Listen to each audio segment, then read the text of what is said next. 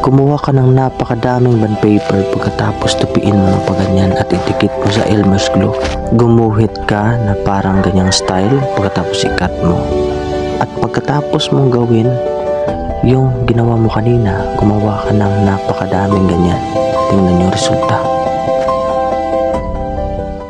Tinupi niya yung bond paper ng parang ganyan. Kailangan maging ganyan. Pagkatapos, guhitan mo ng pentel pen or ano pa dyan at ikat mo na parang ganyang style at damihan mo yung kinat mo kanina. Kailangan ganito yung pagdikit sa gilid at sa gitna.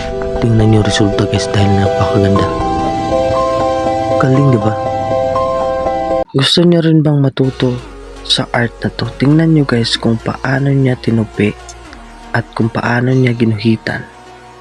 Pagkatapos, tingnan nyo rin guys kung saan niya ginupitan or kinat. Galing diba?